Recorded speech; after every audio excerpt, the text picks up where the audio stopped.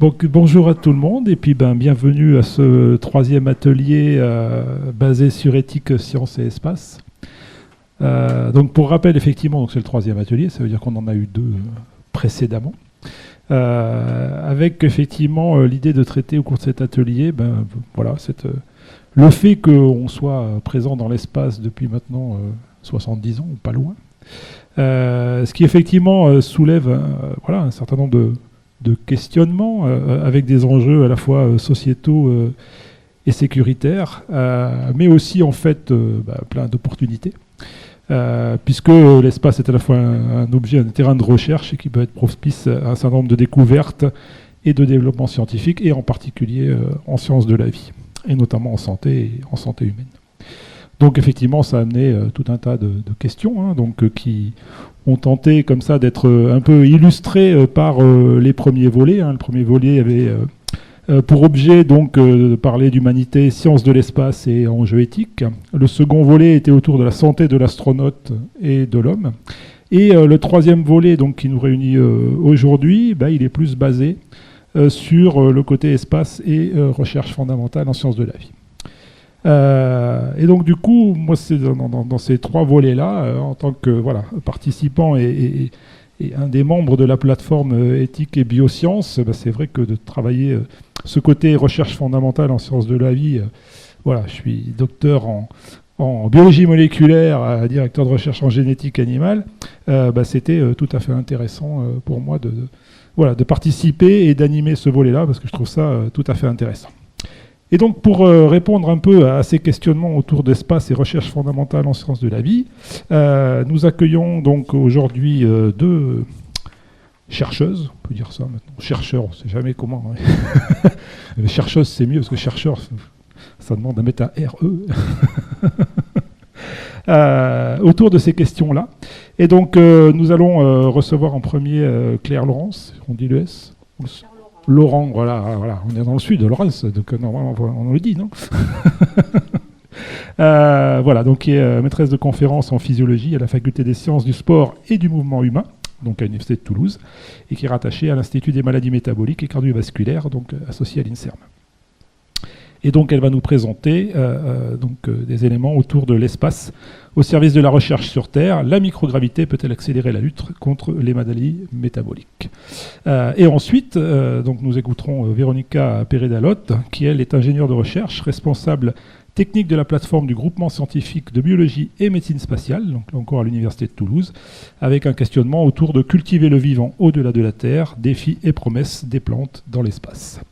Donc nous aurons donc ces deux présentations, donc de 45 minutes. On se gardera 10 minutes de questions pour avoir quelques petites précisions à la suite de chacune des présentations. Et à la fin, on ouvrira le débat pour élargir un peu aussi les questionnements que l'on peut se poser à la suite donc, des deux interventions. Voilà. Donc après cette brève introduction, je vais laisser la place à la science.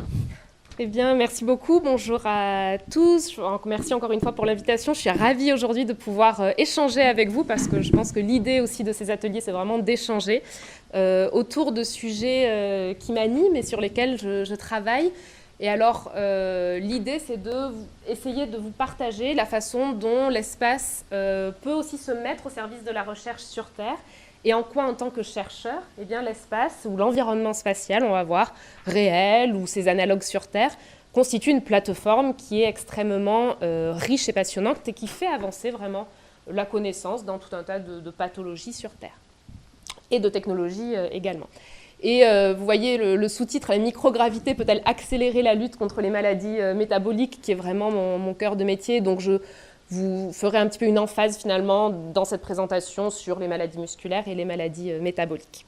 L'idée, bien évidemment, n'est pas de vous faire un catalogue exhaustif de toutes les découvertes qui ont été permises par l'environnement spatial. Ce serait extrêmement long et bien au-delà de mes compétences, mais de vous donner des clés finalement, un petit peu de réflexion et d'échange autour de ces questions-là. Et puis quelques exemples, bien sûr. Alors, je recontextualise les choses juste un peu. Je sais que vous avez déjà eu 2 ateliers sur la question, donc je vais aller vraiment vite sur ces aspects-là. Simplement pour vous dire que l'espace, bien évidemment, il est associé à un certain nombre de risques, de caractéristiques. C'est un environnement qui est extrêmement particulier. Ça, ce sont les 5 risques qui ont été identifiés par les agences spatiales. C'est issu de la NASA notamment.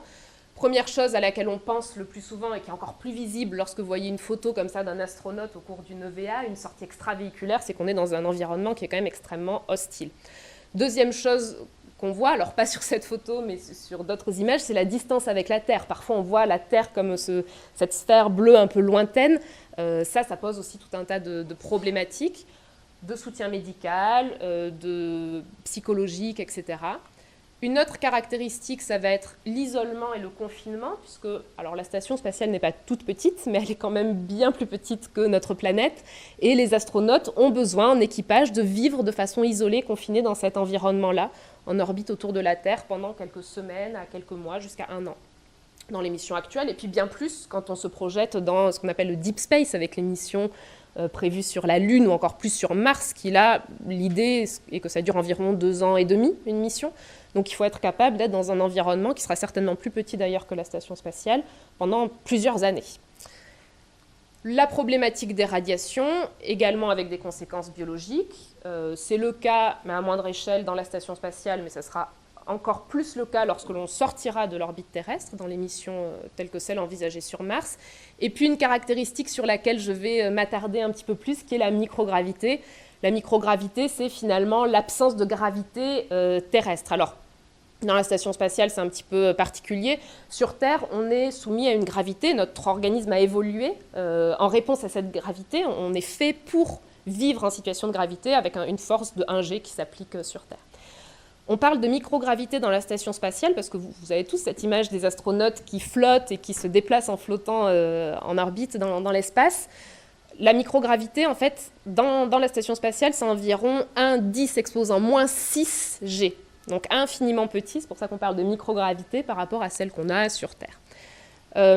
En réalité, la masse des individus reste la même, mais on est en situation d'impesanteur, c'est-à-dire que le poids n'est plus perçu de la même façon, et c'est lié au fait que la station, même si elle est relativement proche de la Terre, 400 km, c'est pas si loin que ça, elle est en orbite et en chute libre permanente autour de la Terre, et c'est ça qui fait qu'on crée cette situation de microgravité qu'on va flotter.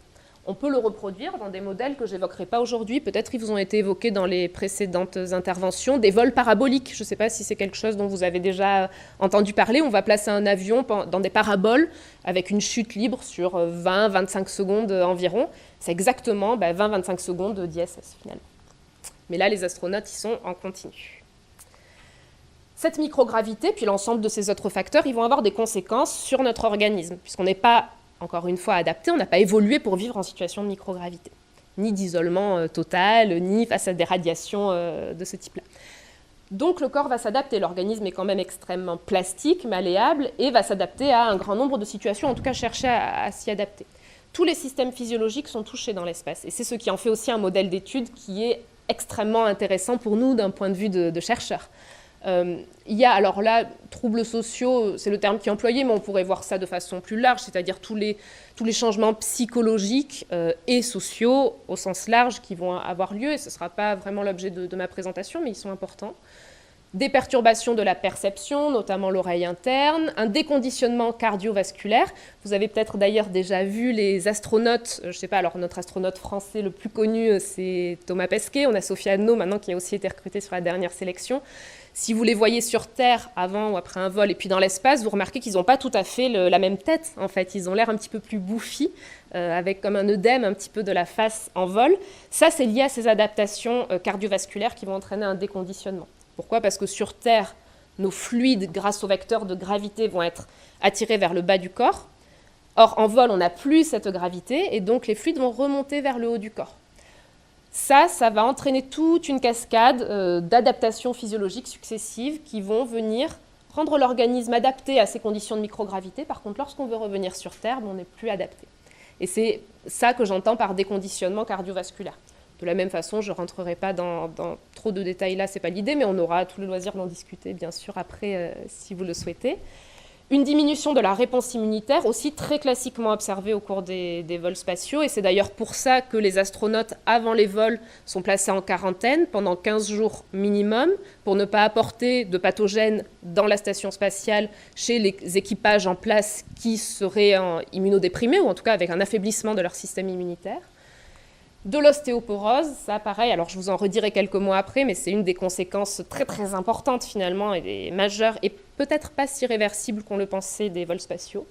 Donc un vrai sujet ici, et notamment avec si on envisage par exemple d'aller sur Mars, parce que l'ostéoporose et la perte de masse osseuse, disons pour vulgariser un petit peu, dans l'espace, c'est pas si grave que ça, parce qu'on n'a pas de sollicitation. Par contre, si on envisage une mission sur laquelle on va aller sur une autre planète qui a une gravité qui est pas aussi importante que celle de la Terre, Mars c'est 1/3 à peu près de la gravité terrestre, il va quand même falloir sortir, faire des sorties extravéhiculaires sur la planète, et là si on a une fracture sur Mars, c'est pas la même histoire finalement que si on a une fracture sur la Terre. Donc ce déconditionnement, on veut quand même essayer de lutter contre. Sur la Terre, quand les astronautes reviennent, ils ont un support médical qui est extrêmement complet pour éviter finalement d'avoir ces risques-là. Sur Mars, ce sera sûrement bien différent. Et enfin, je termine par ça parce que je vous en parlerai davantage en détail au cours de la présentation, une atrophie musculaire, c'est-à-dire une fonte musculaire, une perte de masse musculaire, et des troubles métaboliques qui ressemblent finalement aux troubles métaboliques qu'on observe sur Terre, comme l'obésité, le développement de diabète, de type 2, etc. Donc ça, on le retrouve dans l'espace aussi. Alors, finalement, pour nous, en tant que chercheurs, l'espace, c'est vraiment, c'est ce que j'ai essayé d'indiquer ici, un accélérateur de découverte sur un certain nombre d'aspects. Moi, je vais me concentrer sur les aspects physiologiques ici. Pourquoi ? Parce qu'il va modéliser, finalement mimer un certain nombre de pathologies, on les a citées précédemment, l'ostéoporose, le diabète, des dépressions immunitaires, des troubles du système cardiovasculaire, etc. Et il va entraîner ces adaptations de façon très rapide. On a un déconditionnement dans l'espace qui va très vite. À titre d'exemple, on va perdre de la masse musculaire en 6 mois à peu près de vol spatial, comme on l'aurait perdu en une dizaine ou quinzaine d'années sur Terre. Donc ça permet d'accélérer finalement de façon importante la recherche, et c'est un des avantages, parce que finalement la question qu'on peut se poser, c'est est-ce que pour faire un certain nombre de découvertes dont je vais vous parler après, on a besoin d'aller dans l'espace ? On peut se poser un petit peu cette question-là. Probablement pas, en réalité. Mais si on voulait rester sur Terre, on arriverait à mener ces découvertes, mais peut-être qu'il nous faudrait 15 ans au lieu de 6 mois. Je caricature un peu, mais il me semble que c'est vraiment un accélérateur important. Deuxième point, très important, c'est que ce déconditionnement qui est observé, il est réversible. Quand on parle souvent de l'espace comme un modèle de vieillissement accéléré et réversible. Donc on va faire vieillir l'organisme, mais quand on vieillit sur Terre, malheureusement, jusqu'à preuve du contraire, en tout cas, on ne va pas rajeunir après. Alors que là, les astronautes, ils ont ce vieillissement physiologique observé dans l'espace qui est réversible au retour sur Terre. Et ça, ce déconditionnement puis reconditionnement, c'est super parce que ça nous permet finalement d'étudier tout un tas de causalités qui ne seraient que des associations ou des corrélations sur Terre. Je donne un exemple, je ne sais pas, plus une personne vieillit, plus elle va avoir tel trouble métabolique qui se développe. C'est juste corrélatif. Si maintenant je vois la même chose chez un astronaute et que je vois que ce trouble métabolique n'est plus présent au moment du retour, je peux vraiment l'associer à ce vieillissement accéléré dans l'espace. Et enfin, ce sont des études, et on a ici beaucoup de chance, qui sont toujours intégratives, multisystémiques, qui vont venir étudier l'ensemble des systèmes physiologiques dont je vous ai parlé jusqu'à présent. Et malheureusement, dans les études cliniques qu'on mène classiquement sur Terre, c'est rarement le cas. Dans notre laboratoire, on est très intéressé par la physiologie musculaire et par le métabolisme. Quand on met des études cliniques chez des populations obèses ou âgées ou peu importe, et qu'on teste des interventions pour préserver le muscle ou le métabolisme, on ne va pas regarder l'ensemble du système immunitaire de ces personnes-là, l'impact de l'intervention sur les facteurs psychologiques, etc., cardiovasculaires, ou de façon extrêmement minime. Là, dans ces études-là, qui sont mises en place par les agences spatiales, les agences réunissent un consortium de scientifiques qui sont issus de quasiment toutes les disciplines médicales, de façon à travailler ensemble et à avoir cette approche holistique intégrée de l'organisme et du déconditionnement de l'organisme. Et on sait maintenant très bien qu'en réalité, tous nos systèmes physiologiques ne sont pas isolés, ils communiquent entre eux en permanence, et ce n'est pas une communication uniquement cerveau-périphérie, je parle aussi des organes entre eux. Et finalement, isoler un seul organe nous apprendra toujours beaucoup moins que d'avoir cette approche holistique, en tout cas, je crois. Et d'un point de vue de chercheur, c'est extrêmement enrichissant. Alors voilà, les retombées en recherche, je pense que les enjeux, je pense qu'on peut les catégoriser en deux grandes classes. Il va y avoir d'une part l'identification de nouveaux mécanismes qui est accélérée par l'environnement spatial. Ça, c'est vraiment de la recherche fondamentale qui peut déboucher sur l'identification potentiellement de nouvelles cibles pharmacologiques et donc des traitements pour des pathologies sur Terre, mais également le développement de contre-mesures. Vous en avez entendu parler probablement de ça lors des précédents ateliers. Les astronautes, quand ils vont dans l'espace, on ne les laisse pas comme ça se déconditionner dans cet environnement-là. Les agences spatiales ont développé toute une panoplie de contre-mesures. Une des plus utilisées, c'est l'exercice physique, avec différentes modalités. Il y a de la nutrition, il y a tout un tas de choses, des compléments nutritionnels, parfois pharmacologiques. Ces contre-mesures qui sont développées pour lutter contre le déconditionnement dans l'espace ont aussi une application, certaines sur Terre, sur les pathologies qui ressemblent au déconditionnement spatial. Donc on a aussi ici des avancées en recherche clinique qui sont non négligeables. Alors, quelques exemples un petit peu plus concrets maintenant sur l'os. Finalement, sur Terre, on est soumis à deux forces qui vont un peu s'opposer. La gravité terrestre, je vous ai dit à peu près 1 G, et puis les forces de réaction du sol. Notre système osseux est adapté pour fonctionner avec ces contraintes mécaniques-là, et uniquement ces contraintes mécaniques-là. Pourquoi on se déconditionne dans l'espace ? En schématisant et en simplifiant beaucoup, bien sûr, parce que d'une part, la gravité terrestre n'est plus présente, on l'a dit, on est en situation de microgravité, 1, 10-6 G environ dans l'ISS, et puis vous voyez, on n'a plus ces forces de réaction du sol non plus, donc on supprime ces deux forces. Je vous ai donné tout à l'heure un exemple de déconditionnement accéléré pour le muscle, en voici un pour l'os, où en réalité, sur Terre, on estime que les adultes, alors c'est au-delà de 50 ans, perdent environ 1% de masse osseuse par an, c'est des moyennes. Dans l'espace, en moyenne, les astronautes ils perdent 1,5% de masse osseuse par mois. Donc vous voyez le rôle accélérateur finalement de l'espace sur ce déconditionnement-là. Et vous avez ici, et je trouvais que c'était vraiment intéressant de vous proposer cette citation-là de Steve Boyd, qui était l'investigateur principal d'une étude menée dans la station spatiale qui s'appelait T-Bone, qui nous dit que ce qu'on peut apprendre avec 6 mois dans l'espace de vol spatial nous prendra en réalité une décennie sur Terre. Donc est-ce qu'on est obligé d'utiliser l'espace pour arriver à ces découvertes-là? Probablement pas. Est-ce que ça accélère? Certainement. Et ça permet donc de faire des avancées d'un point de vue de la recherche fondamentale, mais aussi de développer des contre-mesures. C'est les deux points que je vous ai évoqués juste avant, et là je vous en donne quelques exemples sur le système osseux. Une des contre-mesures qui a été développée pour pallier le développement des adaptations de différents systèmes dont l'os, c'est ce qu'on appelle l'ARED. Je ne sais pas si ça vous a été un petit peu présenté lors des précédentes interventions. ARED, c'est un dispositif de renforcement musculaire dans l'espace. Ça fait partie des contre-mesures d'exercice qui sont proposées. On le verra après, les astronautes ont 3 appareils d'exercice qu'ils utilisent principalement. Un de ceux-là, c'est pour faire du renforcement musculaire, ça s'appelle ARED. Et ça a inspiré le développement d'appareils à résistance inertielle sur Terre qui sont maintenant utilisés en rééducation orthopédique ou en gériatrie pour lutter contre la sarcopénie, par exemple, la perte de masse musculaire avec l'âge. Pourquoi? Parce que finalement, un des problèmes, on sait sur Terre que l'exercice en résistance est extrêmement utile pour préserver le système osseux musculaire. Maintenant, une des contraintes sur Terre, c'est que si on utilise ça chez des personnes pour lesquelles les articulations, par exemple, sont affaiblies, des personnes âgées, des personnes obèses, la charge mécanique sur les articulations peut aussi créer des dommages ou des blessures. Et donc, finalement, s'affranchir du poids avec cette résistance inertielle a trouvé une application dans ces publics qui sont un petit peu plus fragiles ou à la sortie de chirurgie orthopédique, par exemple. Même chose pour les plateformes vibrantes qui vont vraiment stimuler le système osseux. Un autre exemple en recherche un peu plus fondamentale avec là, une vraie application clinique, on n'est plus dans de la technologie, là on est vraiment dans de la cible moléculaire, c'est la sclérotine. La sclérotine, c'est une protéine qui tout simplement inhibe la résorption osseuse. Et un anticorps qui s'appelle le romosozumab a été développé. C'est un anticorps qui va neutraliser cette sclérotine dont le rôle a été identifié au cours des vols spatiaux. On avait une idée avant les vols spatiaux de ce à quoi pouvait servir la sclérotine, mais elle a été caractérisée, notamment dans des expériences chez la souris, de façon beaucoup plus rapide. Finalement, le lien de causalité a été mis en évidence dans l'espace. Et maintenant, c'est utilisé pour l'ostéoporose sévère, lorsque d'autres traitements ont échoué, chez la femme post-ménopausée.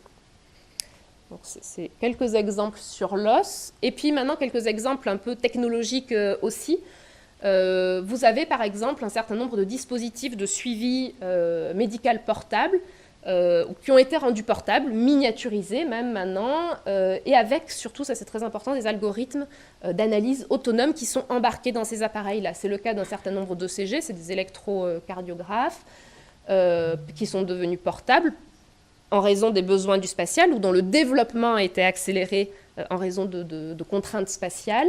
Et puis des échographes portables qui, là, pour le coup, ont été vraiment développés pour l'environnement spatial et qui sont éco-guidés à distance. Donc, c'est des appareils à ultrasons pour faire de l'imagerie, dont on se sert en routine à l'hôpital, mais qui, là, sont miniaturisés, donc ils peuvent aller dans la station spatiale et on peut avoir un opérateur au sol, un médecin, par exemple, qui va opérer ça à distance. Maintenant, c'est utilisé en routine dans le cadre de la télémédecine, notamment. Ensuite, donc ça, c'est un exemple de cet échographe portable et vous avez maintenant même des générations d'échographes miniaturisés qui sont encore plus importants. Également, le développement de mini-laboratoires portables pour faire de la recherche de façon plus avancée ou du diagnostic plus avancé. Vous avez l'exemple ici d'un cytomètre en flux miniaturisé qui a été développé par l'Agence spatiale canadienne. Alors un cytomètre en flux, c'est quelque chose qu'on utilise très souvent dans les laboratoires, hein, ça n'a rien d'extrêmement original, mais c'est énorme, c'est un appareil qui bien souvent est relativement encombrant. Et pour des besoins dans l'espace, on peut faire des profilages immunologiques, par exemple, ce genre de choses, sur du sang, ça a été miniaturisé, et puis maintenant ça peut être utilisé également dans des aires reculées sur Terre, dans un certain nombre de missions, etc. Un autre exemple d'analyseur, bon, je ne m'étends pas, qui a la capacité de cytométrie en flux et puis d'autres capacités aussi de diagnostic avec des algorithmes aussi automatisés. Ça, c'est vraiment intéressant pour les populations reculées d'arriver à autonomiser finalement les personnes et des analyseurs PCR. Alors ça, on le connaît tous, l'analyse PCR avec l'épidémie de Covid-19 qui sont maintenant tout petits. Pareil, normalement, les analyseurs étaient beaucoup plus gros que ça. Donc, bref, tout ça pour vous dire qu'il y a des adaptations technologiques aussi au service de la santé qui sont catalysées finalement par l'environnement spatial et les vols spatiaux. Alors, je vais me focaliser maintenant un peu plus vraiment sur le métabolisme et le muscle et quelque chose qu'on observe et apporter un petit peu plus de biologie finalement dans mon propos. Une chose qu'on observe de façon classique, quelle que soit la durée des vols spatiaux finalement, c'est une perte de poids dans l'espace. Quelle que soit la durée du vol, donc on a un vol court ou un vol plus long, c'est une constante, on a toujours, là vous voyez un certain nombre de missions, une perte de poids observée au cours des vols. Et qui dit perte de poids, dit perte soit d'eau, soit de masse grasse, soit de masse musculaire, ou d'os, qui sont les principaux composants de notre organisme. Ici, la question qu'on se pose, je vous épargne toutes les autres composantes, c'est est-ce que par cette perte de masse corporelle, le muscle est également touché. Est-ce qu'on a une perte de masse musculaire dans l'espace? Il n'y a pas trop de suspense. Je vous ai dit dans la première diapositive que c'était le cas. Je vais essayer de vous montrer l'ampleur que ça a. Ici, vous voyez, on a pu montrer, des chercheurs ont pu montrer, c'est rien à voir avec notre équipe bien sûr, dans l'espace, en faisant de l'imagerie au niveau du tronc, ici, qu'il y avait une diminution du volume des muscles du tronc qui est équivalente à peu près 5%, pour vous donner un ordre de grandeur. Donc, les muscles du tronc semblent touchés. Est-ce que les muscles des membres le sont aussi? Ici, je vous donne l'exemple des muscles des jambes. Donc, on a le gastrocnémius et le soleus, qui sont deux muscles qui sont au niveau du mollet. Et vous voyez ici des valeurs. Alors, j'espère que les graphes ne vont pas vous effrayer. Ils sont vraiment pas bien complexes à comprendre. Et l'idée est de vous guider sans rentrer trop dans les détails, mais je trouvais intéressant aussi d'illustrer un petit peu avec des données scientifiques issues de la littérature. Ici, vous voyez en blanc que le gastrocnémius, donc un des muscles du mollet, va diminuer avant-après vol. Donc là, c'était des vols de 6 mois dans l'ISS, environ 12%. Et la question qu'on peut se poser, c'est la récupération. Combien de temps on met sur Terre ou mettent les astronautes sur Terre pour récupérer leur masse musculaire? Ici, on voit qu'après 19 jours, on a quasiment 3 semaines de retour sur Terre, la masse initiale n'était pas complètement récupérée. On estime que ça met, selon les muscles, entre 1 mois, dans des cas un peu plus poussés, 3 mois, ça dépend vraiment des muscles, mais globalement, à 1 mois, les astronautes ont regagné la plupart de leur masse et de leur fonction musculaire. Même chose pour le soléaire, un autre muscle qui est affecté de façon encore un peu plus importante, vous voyez environ 15%, et qui n'a clairement pas récupéré après 3 semaines. Au-delà de ça, on peut être un peu plus invasif, donc aller chercher des bouts de muscles, faire des biopsies musculaires et regarder la qualité du muscle, est-ce qu'elle est impactée aussi? Et on voit deux choses sur ces prélèvements-là. D'une part, qu'on va avoir une diminution de la taille des fibres musculaires, qui est très caractéristique de ce qu'on voit sur Terre dans des situations d'inactivité ou de vieillissement. Et on a une autre caractéristique, c'est, peut-être vous le savez, nos muscles ne sont pas tous les mêmes. On va avoir différents types de fibres musculaires et des fibres qui sont plus adaptées à des efforts longs, d'endurance, ce qu'on appelle les fibres de type 1, et des fibres qui vont être plus explosives quand on veut soit se lever de la chaise ou soulever quelque chose de très lourd. On va faire appel à ces fibres qui vont agir très vite et très fort. Ça, c'est ce qu'on appelle les fibres de type 2. Et ce qu'on voit, c'est que dans l'espace, on a une modification de cette typologie de fibres musculaires avec une diminution préférentielle des fibres de type lente, donc une fatigabilité finalement qui va être accrue, un vrai lien avec la fonction musculaire ici.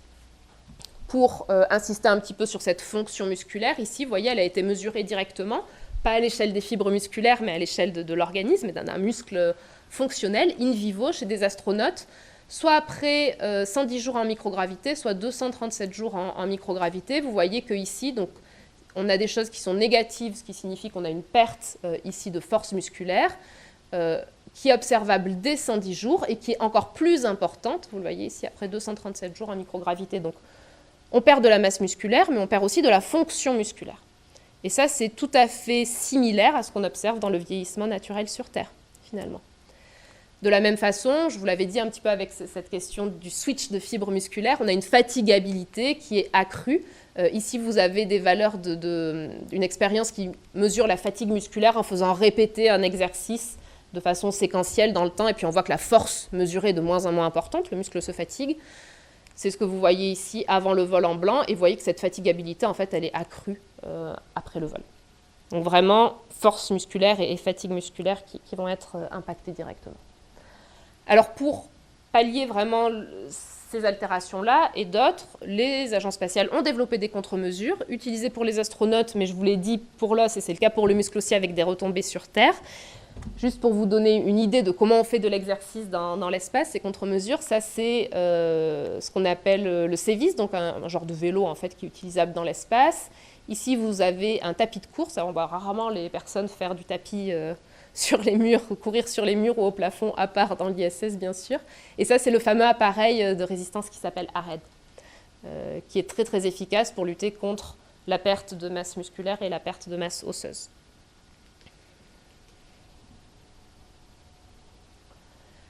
Un concept, quand on pense à cette perte de masse corporelle, de masse musculaire, qu'il faut avoir en tête et qui est en fait très simple à comprendre, dont la régulation est très compliquée, mais dont la définition finalement est simple, c'est le concept de balance énergétique. La balance énergétique, qu'est-ce que c'est? Eh bien, c'est tout simplement l'équilibre entre l'apport de substrat énergétique ou de l'alimentation et les dépenses énergétiques quotidiennes. Les apports énergétiques, ça va être des carbohydrates, des protéines et des graisses ou des lipides. Ils vont être apportés sur Terre avec toute une palette finalement d'aliments qu'on aime, qu'on peut cuisiner quand on le veut. Dans l'espace, c'est bien plus complexe parce qu'à part dans de rares cas où les astronautes peuvent pour certaines occasions avoir à manger des choses un peu plus, disons, particulières ou attrayantes, globalement, la nourriture, même si elle s'est bien améliorée, dans l'espace, n'est pas tout à fait la même que sur Terre. Et en plus de ça, la palatabilité va être altérée, l'appétit va être altéré. Bon, il y a tout un tas de fonctions qui sont altérées, qui vont faire que globalement, les astronautes vont manger un peu moins. Autre composante de la balance énergétique, c'est la dépense énergétique, c'est-à-dire combien notre organisme va dépenser d'énergie par jour et sur quelle composante. Et la composante la plus importante, ce qu'on appelle le métabolisme de repos. TEF, c'est l'effet thermique, finalement, le coût de la digestion des aliments. On consomme aussi un peu d'énergie en digérant les aliments, peu importe, je ne vais pas rentrer ici dans ces détails-là, mais il y a aussi le coût de l'activité physique.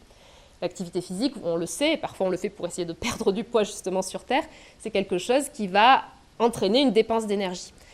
Or, je vous ai dit que les astronautes, pour limiter cette perte de masse musculaire, allaient faire de l'exercice. Ce que je ne vous ai pas dit, c'est qu'ils font de gros volumes d'exercice en réalité dans la station spatiale. Et alors là, je vais juste challenger, peut-être être un tout petit peu provocatrice de façon volontaire sur ces contre-mesures d'exercice, puisque ici, vous voyez des exemples de 2 missions, une dans laquelle il n'y avait pas d'exercice qui était prescrit comme contre-mesure, et une dans laquelle de l'exercice était prescrit comme contre-mesure. Vous avez en blanc en blanc et noir, la balance énergétique en fait, qui est représentée. Donc en blanc, c'est la composante apport énergétique, le côté gauche de la balance qu'on voyait précédemment. En noir, la dépense énergétique. Et puis la somme de tout ça, la balance énergétique qui est en damier. Lorsqu'il n'y avait pas d'exercice, c'est très intéressant, vous voyez qu'on est en état de balance énergétique stable, donc probablement pas de perte de poids associée à cette mission. Maintenant, quand on vient ajouter de l'exercice, qu'est-ce qui se passe? Ce qui est le plus marquant, c'est qu'on a une augmentation qui est tout à fait attendue, puisqu'on vient rajouter une composante de dépense énergétique qui est l'exercice physique. Donc on a une augmentation de cette dépense énergétique. Et là, vous voyez que notre balance énergétique devient clairement négative. Et la balance énergétique négative, c'est ce qui fait qu'on va perdre du poids. Et donc, potentiellement, ce que je veux vous amener ici à penser, c'est que certainement qu'il ne faut pas, et c'est vraiment pas du tout ce que j'ai en tête, arrêter de faire de l'exercice dans l'espace. C'est une contre-mesure qui est extrêmement efficace et très utile. Mais peut-être il faut en repenser les modalités, parce que peut-être que cet exercice pratiqué à si gros volume, avec ces modalités-là, beaucoup d'endurance, etc., va aussi contribuer à la perte de poids et donc la perte de masse musculaire. Et on peut se poser les mêmes questions sur Terre, finalement, lorsqu'on va faire de l'exercice à des personnes âgées qui vont avoir tendance à perdre du poids. Quelles sont les modalités, à partir de ce qu'on apprend dans ces modèles un peu extrêmes d'astronautes, qui vont être les plus intéressants? Et donc, raffiner les contre-mesures d'exercice en vol, ça va aussi nous permettre de les raffiner sur Terre dans différentes populations. Donc, il y a un certain nombre d'auteurs qui se sont intéressés à ça, qui ont réfléchi au concept de exercise holidays, ou alors de différentes modalités d'exercice, comme l'exercice intermittent de haute intensité, qui peut-être serait un peu moins consommateur d'énergie et de temps, puisque les astronautes ont un planning extrêmement contraint, donc ça pourrait avoir un double avantage, mais là, ça sort un petit peu du cadre. Donc l'idée, c'est peut-être, voilà, en affinant les contre-mesures, on a des bénéfices pour les astronautes, on en a aussi certainement pour nous qui restons les pieds sur Terre. Un autre point qui est intéressant, à mon sens, c'est de profiter de cette plateforme pour étudier la variabilité inter-individuelle. Finalement, qu'est-ce qui fait qu'une personne va plus ou moins répondre à l'exercice, va se déconditionner plus ou moins rapidement, etc. En ayant une caractérisation si intégrative du déconditionnement, on peut approcher un petit peu ces questions de variabilité inter-individuelle. On a en fait une variabilité qui est très importante. On a beaucoup d'hétérogénéité dans la perte de masse et de fonction musculaire au cours des vols. Ça peut varier en fonction de différents facteurs, certains qui ont été identifiés, c'est ce que je vous présente ici. Donc la contre-mesure d'exercice, c'est-à-dire le type d'exercice, on en a déjà discuté, sa durée, sa fréquence, la nutrition, la taille initiale des fibres musculaires, ça fait aussi partie des points qui ont été mis en évidence, et donc la nécessité de personnaliser ces contre-mesures. Et si on arrive à les personnaliser pour les astronautes en vol, on arrivera aussi certainement à les personnaliser sur Terre. Cette dysfonction musculaire, en fait, elle a pour origine un certain nombre de facteurs. Donc, on a parlé de l'impesanteur ou de la microgravité, de son rôle dans le déconditionnement. Mais il y a aussi des facteurs qui sont liés au stress, à la nutrition, ça peut être la quantité de protéines ingérées, mais pas que, à l'effet des radiations, qui tous ensemble combinés vont entraîner un certain nombre de modifications qui vont entraîner un remodelage musculaire et une dysfonction. Donc ce que j'essaie encore une fois de vous dire, c'est qu'il faut avoir vraiment cette approche extrêmement ouverte et multidisciplinaire pour arriver à comprendre finalement comment ces adaptations vont avoir lieu. Et pour ça, on a l'espace et c'est très utile, mais on a aussi des modèles sur Terre qui nous permettent de mimer ce qui se passe dans l'espace. Je vais vous parler un petit peu des avantages qu'ils ont. Je vous les cite juste rapidement parce que je sais qu'en tout cas pour les modèles cliniques, vous avez eu déjà une présentation là-dessus la séance précédente. Donc on a la chance d'ailleurs d'avoir ces modèles-là qui sont disponibles à Toulouse, à la clinique spatiale qui s'appelle MEDES, qui est située sur le CHU de Rangueil, qui est assez unique puisqu'on a donc des modèles d'alitement prolongé et des modèles d'immersion sèche. Et c'est le seul lieu en Europe où on a ces deux modèles disponibles au même endroit. Et l'immersion sèche, c'est le seul lieu en Europe tout court où ce modèle est utilisé. Donc c'est une grande chance pour la communauté de recherche toulousaine, mais bien évidemment, ce sont des protocoles internationaux qui accueillent aussi des équipes étrangères. Donc ça, c'est les modèles cliniques qui reproduisent la microgravité. On a aussi des modèles au niveau rongeurs et cellules. Au niveau des rongeurs, les modèles qui sont principalement utilisés, c'est ce qu'on appelle le hind limb unloading, donc la suspension par la queue. Donc on va avoir une suspension finalement des membres inférieurs qui va mimer les adaptations à la microgravité, et sinon des sortes de harnais finalement par lesquels le poids des souris est un peu allégé. On est dans un atelier dans lequel des questions éthiques peut-être peuvent se poser, et ce n'est pas du tout des modèles que je vais vous présenter, mais ils existent, donc voilà, je voulais aussi les évoquer avec vous, on peut tout à fait en discuter. Et également des modèles cellulaires avec des clinostats et ce qu'on appelle des RPM, Random Positioning Machine, je ne sais pas si, voilà, qui vont permettre de mimer la microgravité par des mouvements, et je ne sais pas, peut-être que Véronica en parlera un petit peu dans sa présentation aussi, pareil, ce n'est pas le type d'études que je vais vous présenter là, je vais rester centrée sur les études cliniques menées chez l'homme. Alors, quels sont les avantages de ces modèles analogues finalement? Qu'est-ce qu'ils nous permettent au-delà de ce que nous permet l'espace, l'ISS finalement, la microgravité réelle? Plusieurs choses. Première chose, ça va être de tester de nouvelles contre-mesures. On ne va pas implémenter une nouvelle contre-mesure en vol qu'on n'aura jamais testée chez l'homme en situation de microgravité simulée et qui peut ensuite, bien sûr, être implémentée en pratique clinique sur Terre. On va pouvoir étudier aussi les mécanismes qui sont sous-jacents aux effets de la sédentarité et de l'inactivité sur Terre. Parce que quand on allonge les personnes, alors c'est des durées variables, l'alitement de quelques jours, semaines à plusieurs mois, 2 mois, 3 mois, on va avoir une situation dans laquelle les gens, finalement, en alitement, sont dans une sédentarité, une inactivité physique extrême. Donc ça nous permet aussi de répondre à tout un tas de questions liées au désordre qui découlent de ces situations de sédentarité, qui est une problématique extrêmement importante dans nos sociétés. Un déconditionnement musculaire et métabolique, on l'a déjà dit, comme dans l'espace, qui est rapide et réversible, donc rapidité puis des liens de causalité qu'on va pouvoir approcher comme ça.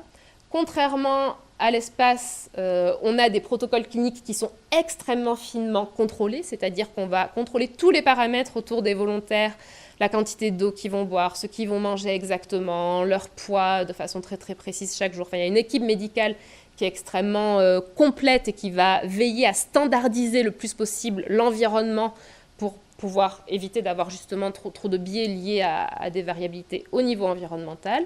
L'étude intégrative de tous les systèmes physiologiques, j'en ai déjà parlé, même chose qu'en vol, avec un consortium d'équipes multidisciplinaires. Et quelque chose qui est extrêmement important pour nous, c'est un accès à des ressources biologiques bien plus importantes que sur les astronautes. Parce que sur les astronautes, on peut avoir éventuellement, dans le meilleur des cas, peut-être une biopsie de muscles ou autre chose avant et après le vol, mais pas pendant le vol. Donc on ne peut pas étudier la cinétique rapide des adaptations. Des prélèvements sanguins, éventuellement, on peut en avoir un petit peu. Ils peuvent se faire des autoprélèvements, mais en quantité extrêmement limitée. Là, chez ces volontaires-là, on peut avoir accès à des ressources biologiques de façon beaucoup plus importante, avec des biopsies. Les protocoles sont soumis à des comités d'éthique, évidemment, mais avec des biopsies et des prélèvements sanguins de façon bien plus importante. Et c'est très précieux pour nous pour comprendre les mécanismes, en fait. Alors, je vous donne quelques exemples de protocoles qui ont été menés à la clinique spatiale. J'ai choisi celui-là parce qu'il était réalisé chez les femmes. Et finalement, il y a peu de femmes qui ont volé dans l'espace jusqu'à présent. Bon, ça ne nous empêche pas de faire des protocoles au sol. Il y en a eu quelques-uns qui ont été réalisés. Ici, vous voyez le genre de choses qu'on peut tester. On a 3 groupes expérimentaux, un groupe bed rest, un groupe bed rest avec une contre-mesure d'exercice qui va être testée. On cherche à développer une nouvelle contre-mesure qu'on va affiner. Bon, là, c'est un protocole particulier. Ou alors, une supplémentation protéique. Ici, c'est un test de contre-mesure nutritionnelle. Ce qui a été montré, je vais passer rapidement sur les résultats, c'est qu'en fait, l'exercice que vous voyez ici en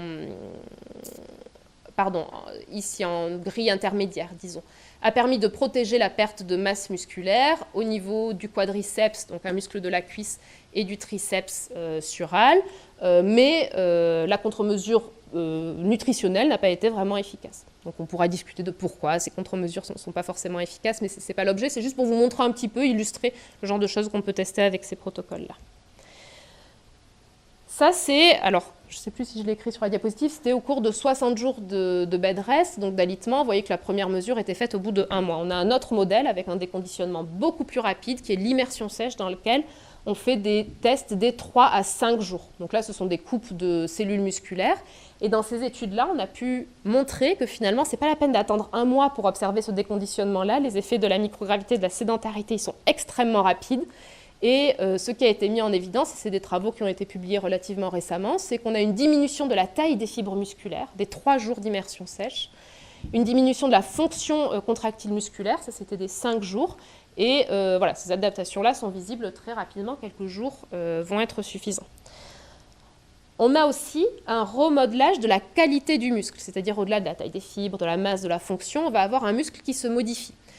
En particulier, on va avoir dans le muscle ça existe aussi sur Terre, je vais vous expliquer dans quelle situation juste après, l'infiltration de cellules graisseuses, l'infiltration de graisse à l'intérieur des muscles. Ça, c'est quelque chose probablement que vous connaissez. Je ne sais pas si vous avez eu la chance ou pas de manger du bœuf de Kobe, par exemple, mais en tout cas, un steak ou, je ne sais pas, une viande bien persillée, probablement. En fait, toutes les petites nervures blanches qu'on voit dans une bonne viande et qui donnent ce goût-là et ce fondant, c'est du tissu adipeux intramusculaire. Donc, c'est très bon quand on le mange, mais d'un point de vue métabolique, c'est extrêmement délétère. Et donc, quand de la graisse s'infiltre dans les muscles, et c'est aussi le cas d'un certain nombre de dystrophies, en fait, où on va avoir des infiltrations graisseuses, on a un muscle qui est complètement dysfonctionnel. C'est ce qu'on voit, vous voyez ici, sur des coupes IRM. Donc là, c'est des coupes au niveau de la cuisse d'une personne jeune et avec un poids normal. Vous avez la couche graisseuse, finalement, sous-cutanée en rouge, le muscle en vert, et puis un petit peu de dépôt. Ça, c'est physiologique. On a un petit peu de graisse à l'intérieur du muscle et autour des muscles.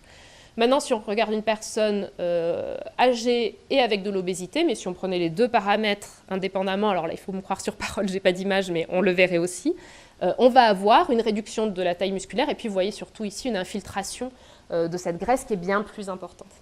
Et ça, c'est très intéressant parce qu'en réalité, ça prend encore une fois des années, des décennies à se développer chez l'homme sur Terre. Dans des études comme l'immersion sèche, c'est quelque chose qu'on voit dès quelques jours. Ici, vous voyez qu'on voit apparaître en fait toutes les petites flèches et les petits points. Ce sont des progéniteurs, des cellules qui vont donner naissance à ces adipocytes qui sont présents dès 3 à 5 jours d'immersion sèche. C'est juste un exemple, encore une fois, de ce que peut nous permettre en sciences de la vie ce type de modèle-là.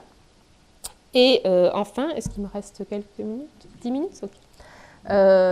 Donc ça, c'est les adaptations musculaires au sens large. Je vais essayer d'aller un peu plus dans le cœur maintenant des adaptations métaboliques et de vous présenter des travaux peut-être un petit peu plus innovants d'un protocole qui a eu lieu à MEDES, qui vient de se terminer là tout récemment, dans lequel il y avait 3 groupes expérimentaux. Donc vous retrouvez notre design classique finalement d'études d'alitement prolongé.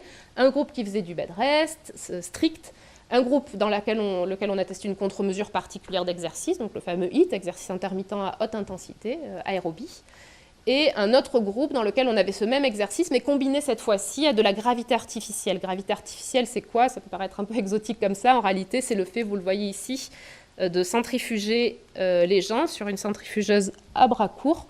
On les fait tourner, pédaler en même temps, et on va de cette façon-là mimer quelque part la gravité. De la même façon, ce sont des protocoles qui passent les comités d'éthique. Je vois des têtes un petit peu surprises, mais voilà, évidemment. D'ailleurs, à titre un peu anecdotique, il y a un certain nombre de volontaires à la fin de ces études cliniques qui demandent quand est la prochaine étude clinique et s'ils peuvent continuer à participer. Donc je pense que dans l'ensemble, ça se passe bien. Juste un mot sur la centrifugation. Pourquoi on a voulu tester cette contre-mesure? C'est des choix qui émanent plutôt des agences spatiales indirectement. Parce qu'en fait, en microgravité ou en alitement tête en bas, ce qu'on reproduit, c'est ce qu'on appelle le fluid shift dont je vous ai parlé au début de la présentation, le retour des fluides vers le haut du corps. Et là, grâce à la centrifugation, on va finalement ramener les fluides vers les jambes et vers le bas du corps de façon quotidienne. Les gens faisaient cette contre-mesure quasiment tous les jours. Et donc, finalement, c'est pour ça qu'on appelle ça une gravité artificielle. Alors, on peut mesurer sur ce type de protocole-là, d'un point de vue métabolique, un certain nombre de paramètres. Un des paramètres qui nous intéresse beaucoup parce qu'on voit de plus en plus qu'il est altéré sur Terre de façon très précoce lorsque les maladies métaboliques ou le vieillissement va apparaître, se développer, ce qu'on appelle la flexibilité métabolique. Alors, je vais essayer de vous l'expliquer de façon très simple. En fait, on le mesure, c'est non invasif, en mesurant les échanges gazeux respiratoires des personnes avec des dispositifs comme cela. C'est ce qu'on appelle la calorimétrie indirecte. Et en fait, la flexibilité métabolique, et j'espère que dans cette pièce, on est tous relativement flexibles métaboliquement, c'est le fait d'oxyder, donc d'utiliser des substrats plutôt de nature lipidique, des graisses quand on est à jeun. Quand on va manger un repas, notre glycémie va augmenter, donc on doit être capable de switcher finalement, d'adapter rapidement notre utilisation des lipides vers les glucides, et ensuite de revenir à un état basal aussi relativement rapidement. Et l'inflexibilité métabolique, c'est tout simplement un aplatissement de cette courbe-là. On n'est plus vraiment capable d'adapter l'utilisation dynamique de ces substrats à leur disponibilité dans notre organisme. C'est ce qu'on voit dans l'obésité, dans le diabète. Mais ce qui est intéressant, c'est qu'on le voit apparaître de façon très précoce en réalité chez l'homme. Et donc on s'est dit, est-ce que finalement, c'est aussi quelque chose qu'on voit en bed rest? On le savait un peu des expériences précédentes, c'est le cas, on l'observe en bed rest. Mais est-ce que les contre-mesures qu'on va tester là vont être efficaces pour prévenir ces adaptations-là? Et la réponse un peu rapide, c'est oui. On a vu très récemment que c'était efficace. Donc, on a bien observé une flexibilité métabolique qui était altérée. Alors, c'était la première fois qu'on le testait aussi rapidement. Des 10 jours, en fait, d'inactivité physique induite par le bed rest, modèle de microgravité. On va avoir une altération dans le groupe contrôle qui est encore plus importante après 60 jours, donc après 2 mois d'alitement. Et les contre-mesures ont été efficaces, que ce soit l'exercice seul ou couplé à la gravité artificielle, pour préserver la flexibilité métabolique chez ces individus-là. Donc ça nous a beaucoup intéressés. Bien évidemment, maintenant, on va chercher à comprendre les mécanismes qui sont derrière. Un autre marqueur un peu plus avancé de dysfonction métabolique, c'est l'insulinorésistance. En fait, vous savez, quand on mange, on va avoir la production d'une hormone qui s'appelle l'insuline par notre pancréas, et c'est l'hormone qui permet de faire diminuer la glycémie à des valeurs normales. Donc, on peut juste retenir que c'est une hormone qui est responsable de la régulation de notre glycémie, et c'est une hormone qui ne fonctionne plus chez des individus diabétiques. On dit qu'ils sont insulinorésistants. Et donc, il y a tout un tas d'interventions qui cherchent à les resensibiliser à l'insuline, etc. Ce qu'on voit, c'est qu'ici, donc, vous voyez, en fait, tout simplement, lorsque la courbe est décalée vers le haut, c'est qu'on a perdu de la sensibilité à l'insuline. Donc ici, c'est une réponse classique dans le groupe contrôle avant le début de l'alitement. Ici, on voit un premier petit décalage vers le haut après 10 jours. On a perdu un petit peu de sensibilité à l'insuline parce qu'on a besoin d'en produire plus dans l'organisme pour maintenir notre glycémie. Elle marche moins bien. Et à 60 jours, on voit que c'est encore plus important. On a fait la même chose dans le groupe exercice. On voit qu'on a toujours, malgré tout, dans le groupe exercice, un petit défaut d'insulinosensibilité ou de production d'insuline, mais qui est, je ne vous ai pas montré d'analyse statistique ici, mais un peu moins important que dans le groupe contrôle malgré tout. Et ce qui était très intéressant et qui nous a beaucoup surpris, c'est que dans le groupe combiné gravité artificielle plus exercice, on a une protection totale. Donc finalement, cette gravité artificielle, elle est certainement intéressante aussi dans des applications métaboliques, au-delà des applications cardiovasculaires qui semblaient assez évidentes avec ces questions de fluid shift que je vous ai évoquées. Alors on peut, je passe vite là-dessus, aller identifier la mécanistique au cours des études comme ça de bed rest grâce aux biopsies, je vous l'ai dit, et des choses qu'on ne pourrait pas faire finalement dans les vols spatiaux, et notamment aller faire de la culture cellulaire. Et c'est ce qu'on fait dans ces bed rest-là, où on va venir récupérer des bouts de muscle, isoler les cellules souches de ce muscle-là, différents types de cellules, ça peut être les cellules à l'origine des adipocytes, de la graisse musculaire dont je vous ai parlé, les cellules qui vont donner des fibres musculaires, etc., et les différencier en culture. Donc là, c'est en fait ce à quoi ressemblent des cultures de cellules musculaires d'un des volontaires de l'étude. Et ces cellules, elles sont fonctionnelles. C'est comme un petit muscle, des cellules musculaires qui fonctionneraient in vitro et sur lesquelles on va pouvoir identifier un certain nombre de nouveaux mécanismes dans nos différents groupes expérimentaux pour expliquer les effets bénéfiques ou protecteurs de nos contre-mesures, expliquer aussi les effets délétères de la sédentarité. Le groupe contrôle nous intéresse beaucoup aussi. Identifier des nouvelles voies de communication interorganes. Je vous indiquais tout à l'heure que l'organisme, tous les organes de l'organisme finalement sont en lien et communiquent de façon très très dynamique. Ça, on peut le reproduire in vitro, encore plus avec tout ce qui est organ on chip, etc., ce genre de développement-là. Et puis on peut aussi, sur ces modèles-là, tester des traitements pour venir contrecarrer ce déconditionnement musculaire et métabolique. Donc ça peut être aussi une plateforme de screening de molécules assez intéressante.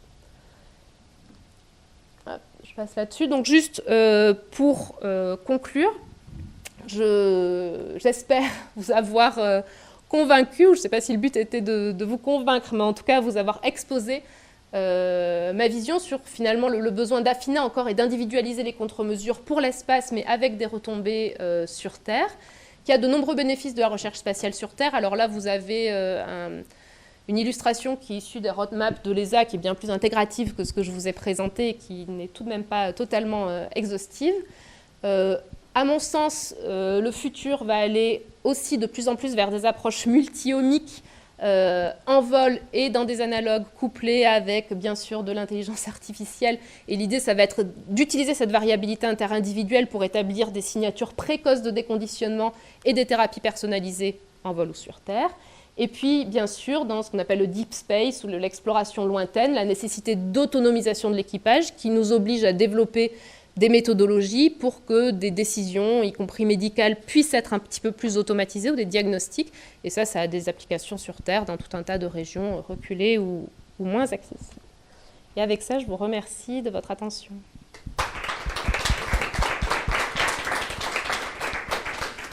Merci beaucoup, Claire.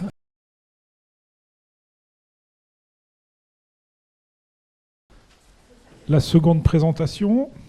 Donc, Véronica Pérez-Dalotte qui donc, nous présente Cultiver le vivant au-delà de la Terre, défis et promesses des plantes dans l'espace. Donc, avec effectivement la question peut-on faire pousser des plantes dans l'espace? Et pour aller même plus loin, il y a quand même des idées de terraformation tout à fait intéressantes de voir ce qu'il y a là-dessous. Merci. Merci. Bon. Merci beaucoup pour l'invitation. Je suis ravie d'être là et faire un petit aperçu de ce qu'on fait au niveau du vivant végétal dans l'espace. Donc pour les plans, les présentations, j'ai voulu présenter d'abord mon parcours professionnel parce que c'est souvent une question récurrente de mais comment on arrive dans ce monde de l'espace. Donc voilà, donc je vais présenter un peu comment je suis atterrie dans cette monde de l'espace, une introduction sur la culture des plantes dans l'espace, comment il y a une coévolution très ancienne, très millénaire entre les plantes et l'homme, quels sont les défis de l'agriculture spatiale et les solutions biotechnologiques qu'on a aujourd'hui, et suivies par des conclusions.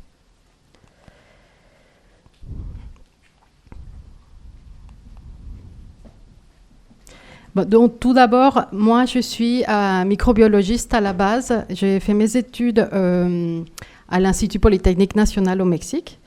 Et ensuite, j'ai fait mon master et ma thèse à l'INRA de Nancy, dans un laboratoire qui travaillait sur l'interaction arbre-micro-organisme.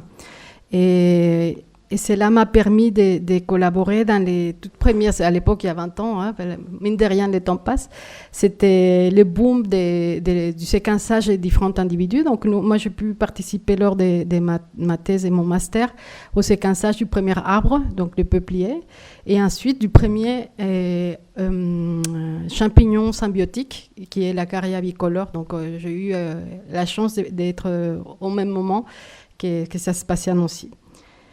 Ensuite, j'ai été recrutée pour faire un postdoc financé par le CNES. Donc, c'est généralement comme ça qu'on rentre dans ces mondes spatials parce que c'est quand même une niche. Enfin, il n'y a pas tellement d'expériences qui peuvent monter à l'ISS. Comme vous avez vu, il n'y a pas beaucoup d'astronautes, mais aussi il y a peu d'expériences qui ont la chance de monter. C'est généralement des projets qui commencent, peuvent prendre même 10 ans avant d'être vraiment réalisés. Une fois qu'une expérience est choisie, il y a beaucoup d'étapes à faire avant qu'elle ait vraiment lieu. Donc, quand je finissais ma thèse, il y avait cette expérience Polka Gravigène qui était choisie peut-être 5 ou 7 ans avant, et que ça y est, elle était prête. Il y avait les cassettes, toute la technologie miniaturisée par le CNES et qui pouvait être lancée à l'ISS. Et donc, en fait, nous, on a pu lancer cette expérience liée à des plantes. Donc, il y a 20 ans, on s'intéressait tout d'abord à comprendre des mécanismes physiologiques des plantes. Est-ce qu'ils sont capables de fleurir? Est-ce qu'ils sont capables de faire des fruits? Quel est l'effet sur le manque de gravité alors qu'ils sont gravitropiques? Qu'est-ce qui se passe avec la distribution de l'eau? Et aujourd'hui, on a déjà beaucoup de réponses. Donc, on sait que les plantes sont capables de faire un cycle complet, de faire des nouvelles graines, etc.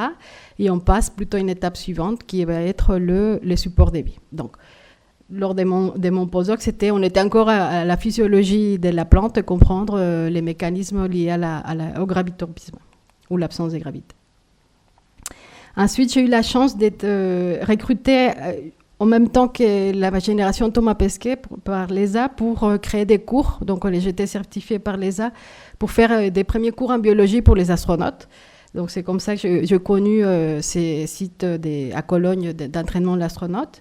Je fais aussi partie de certains comités en tant que consultante du CNES. Donc, par exemple, actuellement, on a un nouvel instrument qui devrait monter à l'ISS lié aux plantes, parce qu'avant, on avait un instrument qui s'appelait le European Module Cultivation System, qui n'est plus à bord de l'ISS, donc il faut le remplacer par un autre instrument.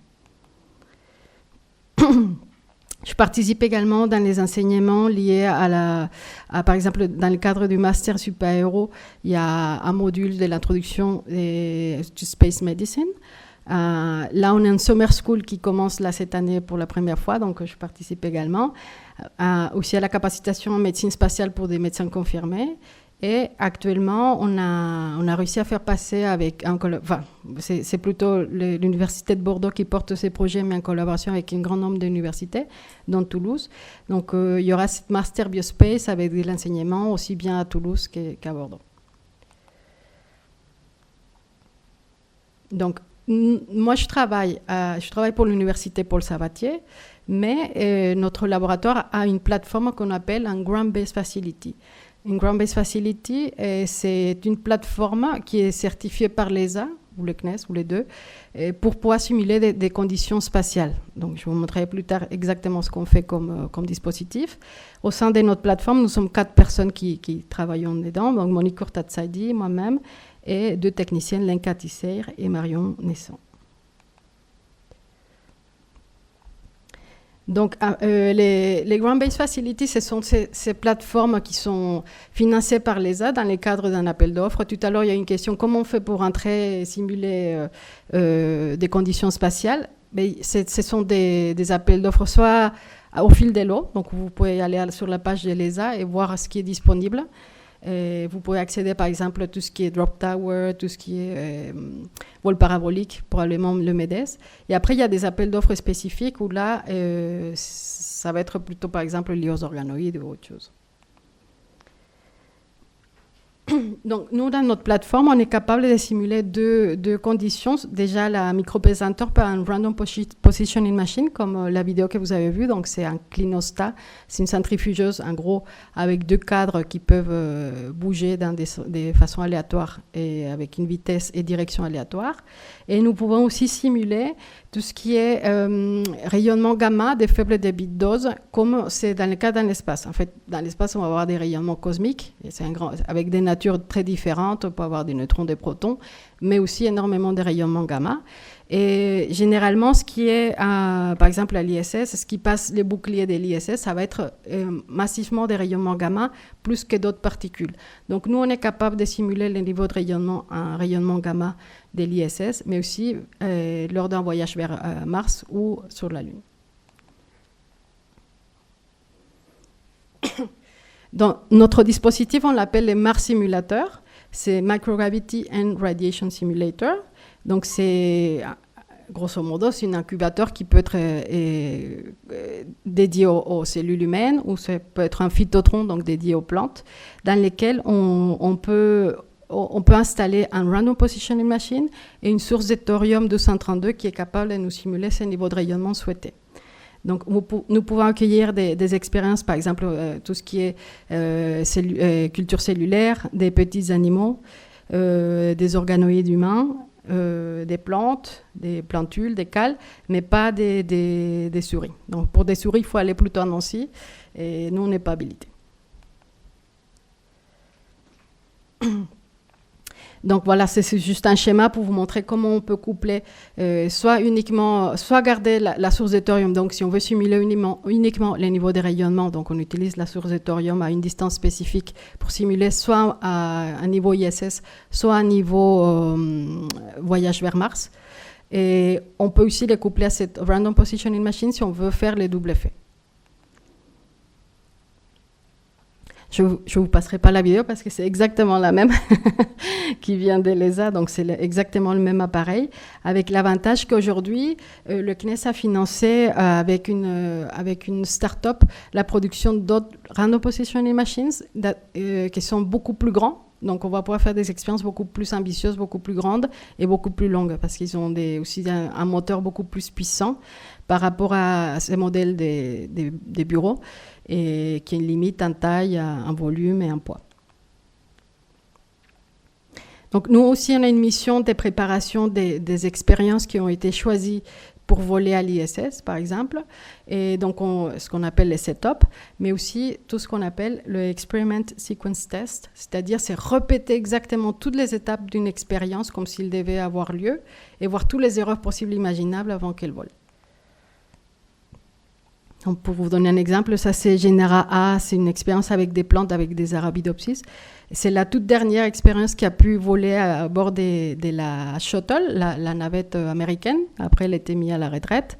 Donc c'était un peu un moment historique un peu triste parce qu'à l'époque, on pouvait vraiment monter des expériences énormes dans cet avion et surtout descendre des grosses quantités des matériels. Là, c'était vraiment VIP.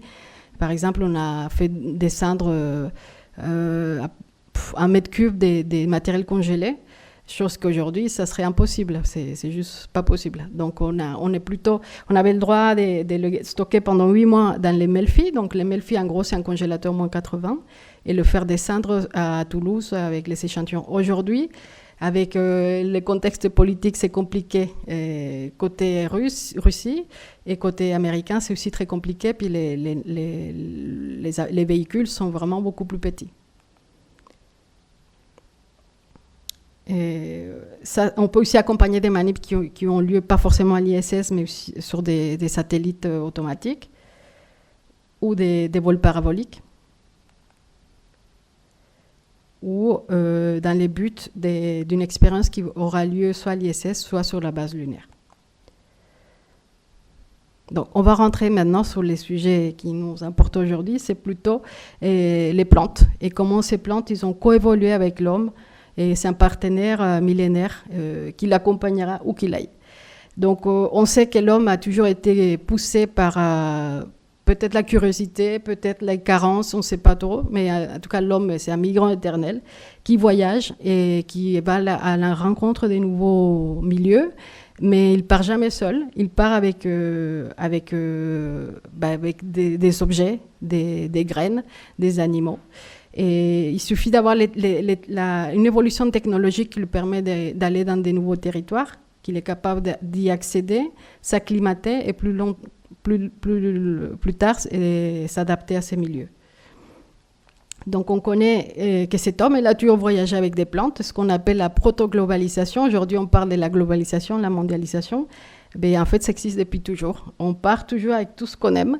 Et il y a des exemples assez rigolos. Par exemple, tout ce qui est super goûteux et qu'on adore, ça a traversé le monde entier. Tout ce qui est la banane, par exemple, la mangue, ça a traversé toutes les frontières. Alors que des plantes qui peuvent avoir des odeurs désagréables, mais que certaines personnes aiment, mais d'autres personnes non, ça ne traverse pas les frontières. Donc, il y a le cas, par exemple, du durian, qui est appelé en Asie « the king of the fruit ». Mais qui est une odeur pour certaines personnes qui sont capables de le percevoir comme une odeur très désagréable en fait, une odeur un peu de vomi. Alors qu'il y a d'autres personnes qui n'ont pas les récepteurs olfactifs pour cette molécule-là, ils trouvent que c'est extrêmement délicieux. Mais ces fruits-là, comme il n'y a pas un consensus, il n'a pas énormément voyagé. Par contre, tout ce qui a un goût et qui apporte des calories et qui est généralement accepté de façon hédonique, ça traverse toutes les frontières. Donc ça sera pareil pour l'astronaute. On parlait tout à l'heure du fait que certains astronautes perdent du poids parce que finalement ils mangent moins, mais peut-être parce qu'il y a le plaisir aussi qui se perd. C'est ce qu'on voit aussi chez les personnes âgées. En fait, il a moins de perception de ces odeurs, de ces arômes, ce qui arrive à l'astronaute avec la montée des liquides. Mais s'il n'y a pas le plaisir, il n'y a pas forcément envie de manger. Donc la plante, les aliments frais qui vont venir ramener cette note hédonique à la nourriture qui probablement pour la plupart sera lyophilisée, va apporter quelque chose comme du plaisir aux astronautes et qui est vraiment importante. Donc là, je vais vous donner un exemple historique. L'homme il a coévolué depuis très longtemps. On sait très bien qu'il a domestiqué un certain nombre de plantes qui n'étaient pas capables de fournir une quantité énorme de nourriture. Par exemple, dans le cas du maïs, vous voyez... comment on signale ici ? Dans cette zone, ça c'est le maïs ancien, qui est originaire du Mexique et qui avait à peine quelques graines sur la tige, alors qu'aujourd'hui on a quand même quelque chose qui ressemble beaucoup plus à une nourriture transportable par l'homme. Donc ça sera pareil, enfin on va continuer on a toujours cette tendance à vouloir améliorer les différents aliments qu'on va utiliser dans les milieux spatiaux, parce que forcément, on va essayer de trouver les espèces qui sont plus adaptées à un milieu appauvri ou à un milieu qui est pollué, par exemple dans la présence des régolithes dans la Lune, et qui va apporter un nutriment facilement accessible à l'homme. Donc, par exemple, dans les cas des Aztèques, ils ont coévolué avec le maïs. Et en Europe, ça va être plutôt les blés. Et ça a permis vraiment une explosion démographique de l'homme parce qu'il y avait un apport calorifique assez important. Alors, quels sont les défis de l'agriculture spatiale? Mais ce sont exactement les mêmes que pour l'homme. Mais il va apporter différentes réponses. Déjà, il va être considéré comme du support de la vie parce qu'il va être capable de fixer ce CO2 qui est en grande quantité dans le milieu spatial. Il peut apporter ces niveaux de nutriments nécessaires à l'astronaute. Et il peut aider au recyclage de l'eau. Il peut aussi apporter énormément tout ce qui est nutrition d'aliments frais, mais aussi pour la santé mentale. On sait que cultiver son jardin, ça apporte toujours des bienfaits, c'est connu. Même l'odeur de l'herbe coupée, c'est connu qu'il y a un effet psychologique chez les personnes en général. Et ça va aussi apporter tout ce qui est en termes d'autonomie. Par exemple, sur la Lune, on a un certain nombre de composants qui sont toxiques. Donc, pour pouvoir un jour, ça serait impossible de ramener des tonnes et des tonnes de terre qui proviennent de la Terre pour avoir un sol cultivable, mais il va falloir peut-être commencer par dépolluer ces sols à l'aide des plantes colonisatrices qu'on connaît déjà sur Terre, qui sont capables d'aller dans ces milieux pollués et peu à peu le rendre accessible à la culture humaine. Et il peut y avoir aussi un effet en protection au niveau des rayonnements. Par exemple, il y a des expériences où ils ont transformé des plantes avec des tabacs, avec des gemmes provenant des champignons capables de produire de la mélanine. Et dans le but de que ces plantes, on crée un tissu qui peut venir protéger des zones, par exemple une navette ou une serre, et ça va protéger des UV présents dans l'environnement spatial. Donc il y a un certain nombre de plantes qui ont déjà voyagé à l'ISS ou dans la station Mir, donc des brassicacées. Au tout début, c'était vraiment savoir si ça poussait ou pas. Ensuite, maintenant, on commence vraiment à utiliser des plantes plutôt pour la consommation humaine. Et il y a eu dans les années, il me semble que c'était dans les années 80, non, c'était en 2005, il me semble, la première fleur qui a été mise dans l'espace, c'était une zinnia. Et c'était un boom pour les astronautes. Tout le monde avait envie de l'arroser, tout le monde avait envie vraiment de s'en occuper. Parce que dans cet environnement, il n'y a que des machines, c'est très confiné.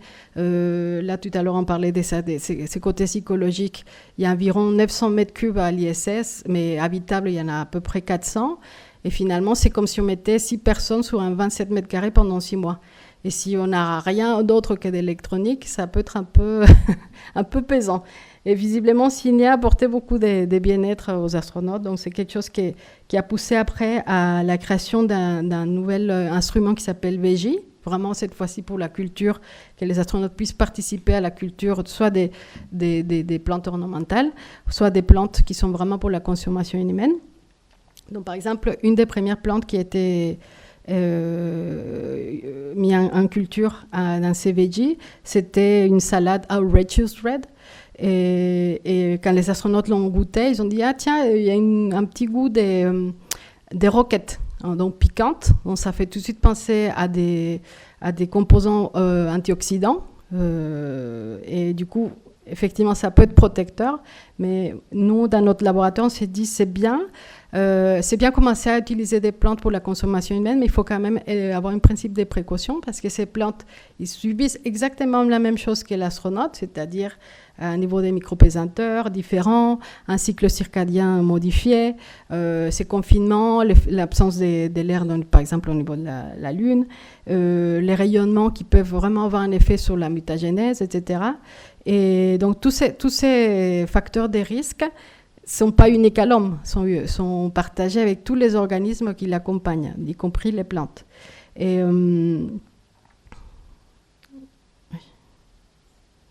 Et donc, les plantes, ils vont avoir des effets surtout liés à la micropésanteur, au changement du cycle circadien, la nutrition qu'ils peuvent apporter. Vous allez voir plus tard, nous, on a commencé à lever des questions par rapport à la capacité de production de ces plantes, des nutriments comme sur Terre. Et la diapo suivante. Et par exemple, si on regardait tout ce qui est lié à la gravité, ça c'est l'expérience Polka. et gravigène, enfin il y a un peu le deux. Et vous voyez, ça c'est des racines qui ont poussé avec la centrifugeuse à 1G. Donc on peut simuler le niveau de rayonnement en 1G. Mais dans ces cas-là, ça c'est des graines de colza qui ont été mis dans le cubique et ça tournait, donc ça veut dire que c'était vraiment un micro-pesanteur. Et du coup, les racines ils ont poussé un peu dans tous les sens. Là, c'est une photo de ce qu'on appelle un statocyte. Donc, les plantes, ils sont capables, au niveau des racines, de détecter les vecteurs G par des cellules qui se trouvent au niveau du méristème, dans la coiffe racinaire. Et ce sont des cellules qu'on appelle polaires. C'est-à-dire que les noyaux vont être dans une localisation proximale et les statolytes à l'opposé, de façon distale. Et généralement, sous un G, ces statocytes ils sont dans la partie basse, la partie distale de la cellule. Et c'est ce qu'on peut voir sur l'image, c'est que sur les statocytes que nous avons pu regarder au microscope électronique, ces statocytes, ces statolytes, étaient plutôt flottants, plutôt que dans la partie basse de la cellule. Ce qui a donné comme conséquence que les racines poussaient un peu dans tous les sens. Et vous le voyez sur la photo là. Et ici, c'est plutôt aussi comme on peut voir la position des statolytes à l'intérieur de la cellule et comment ils se déplacent de façon si un vecteur G ou pas. Nous avons pu aussi mettre en évidence que les signaux calciques, en fait, liés à ce déplacement des statocytes. Donc, quand quand on changeait des stimulations 1G à micro-G, on voyait le déplacement de ces calciums précipités qui étaient présents surtout au niveau du noyau et au niveau des statolytes. Après les plantes, donc toutes ces expériences spatiales nous ont permis dans un premier temps comprendre des mécanismes qu'on ne peut pas faire sur Terre, c'est-à-dire est-ce que vraiment il y a un signal calcique, est-ce que vraiment les statolytes ont une fonction des perceptions de la gravité. Ça, on ne pouvait pas le faire tant qu'on n'avait pas ces expériences avec de la microgravité réelle. Mais maintenant, on est passé à une étape suivante où on se dit, bon, les plantes fonctionnent, donc il faut qu'ils fassent une fonction des supports de la vie de l'astronaute. Donc je ne sais pas, vous avez certainement vu ces films Seul sur Mars avec Matt, comment il s'appelle ? Matt Damon, qui cultivait des pommes de terre, du coup il survit. Donc oui, sauf que il ne faut pas oublier que les plantes, en fait, dans des conditions de stress, ils ont un métabolisme secondaire qui est capable de produire d'autres métabolites que dans des situations normales, en fait. Et dans les cas des solanacées, comme la pomme de terre, la tomate, etc., les plantes sont capables de produire des alcaloïdes. Donc des alcaloïdes, qu'est-ce que c'est un alcaloïde ? C'est par exemple la nicotine, c'est par exemple la cocaïne, c'est par exemple la caféine. C'est bien une petite quantité, mais en grosse quantité, ça peut avoir des effets psychotropiques assez importants. Donc il faut être quand même un peu mesuré sur ce qu'on peut donner à manger à un astronaute et le mettre d'abord en simulation, parce que ces plantes, ils ont coévolué avec l'homme dans les mêmes situations que l'homme, c'est-à-dire avec un niveau de rayonnement qu'on a sur Terre et pas celui qui se retrouve dans l'espace, et aussi avec un vecteur G. Donc, par exemple, sur la figure à droite, ce sont ce qu'on appelle des microgreens, des brocolis. C'est des pousses de brocolis qu'on a mis sur le Mars Simulateur, et tout ce qui est là, tous ces dépôts-là, c'est des composants, des terpènes qui sont présents. Donc, pareil, en petite quantité, ça peut être bien, mais en grosse quantité, c'est pas très bon.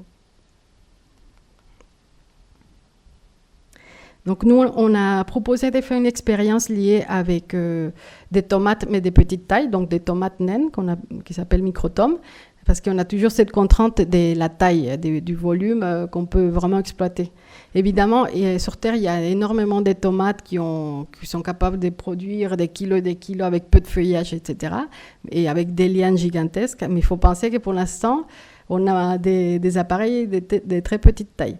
Donc c'est pour ça qu'on est passé avec des plantes naines que vous voyez des fois dans les commerces. Des fois, on les appelle des tomates cocktail.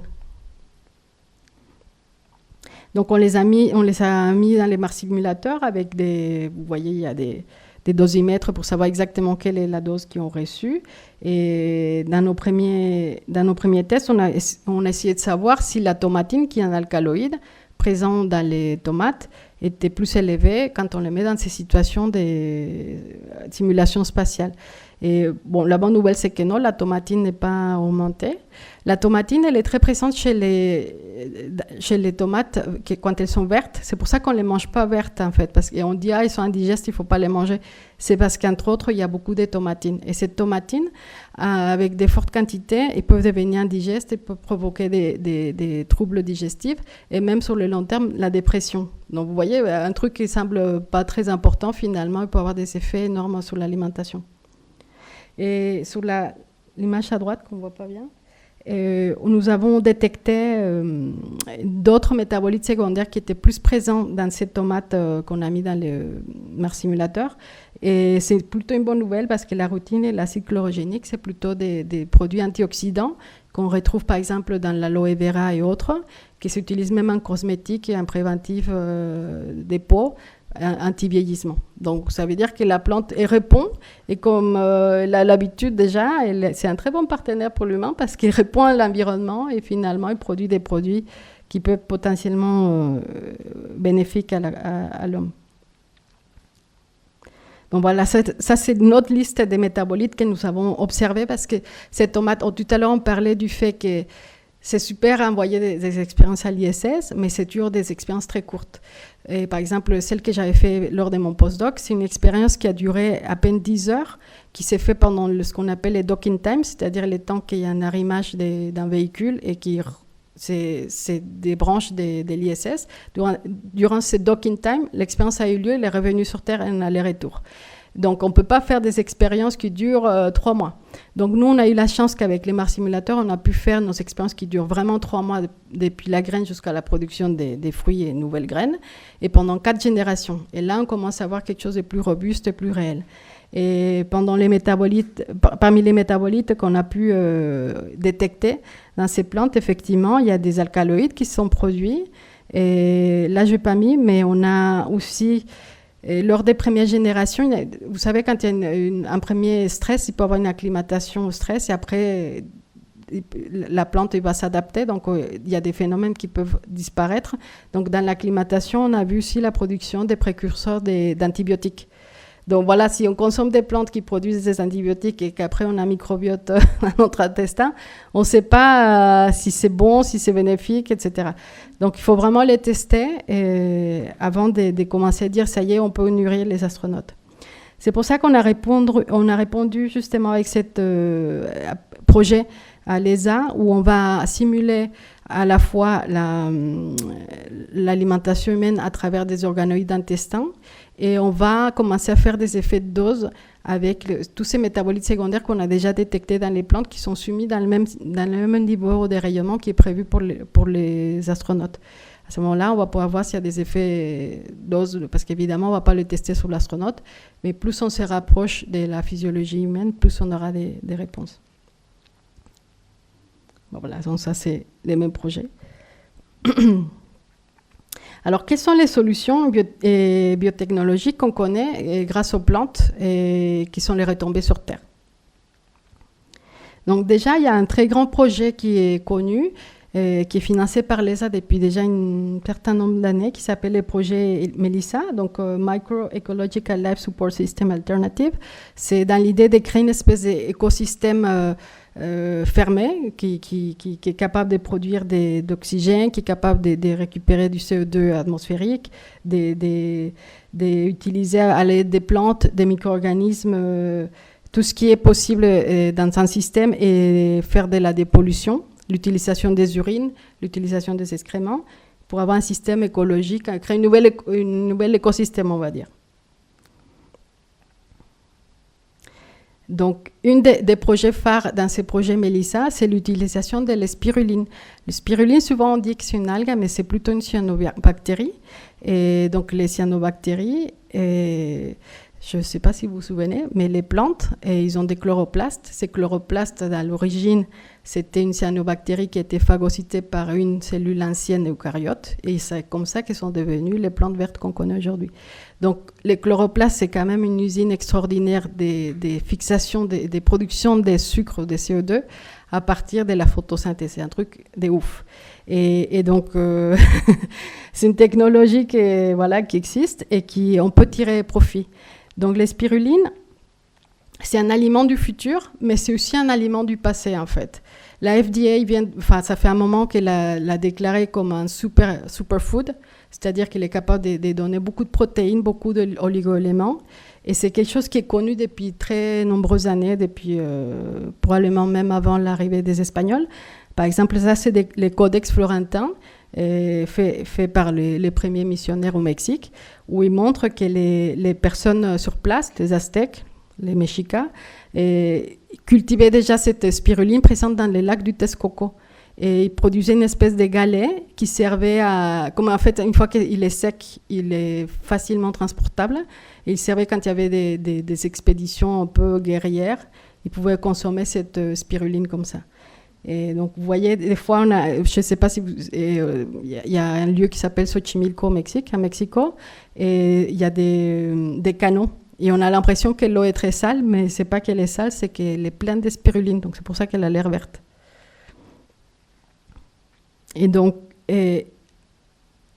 cette spiruline, non seulement elle est utilisée dans le passé, c'est utilisée aujourd'hui avec des systèmes, avec la technologie qu'on a aujourd'hui. Donc cette connaissance ancestrale, on peut la traduire sur quelque chose de beaucoup plus performant, mais aussi il a des retombées sur Terre en tout ce qui est, par exemple, c'est utilisé au Japon, c'est utilisé dans le Tchad pour alimenter des populations qui ont peu de ressources. Il y a une autre expérience qui utilise l'aquaculture. Donc l'aquaculture, vous savez, c'est pas l'hydroponie, parce que les fois médias, c'est l'hydroponie, c'est pas l'hydroponie. L'aquaculture, c'est pareil, c'est comme un système fermé qui permet de faire pousser des plantes sur un milieu aquatique dans lequel il y a des poissons. Et ces poissons, les éjections des poissons, donc l'urine des poissons, les excréments des poissons, servent à fertiliser ces plantes-là. Donc il y a un projet comme ça qui s'appelle Lunar Hatch, qui est dirigé par Cyril Prisvilla de l'Ifremer et qui est prévu de voler pour la base lunaire.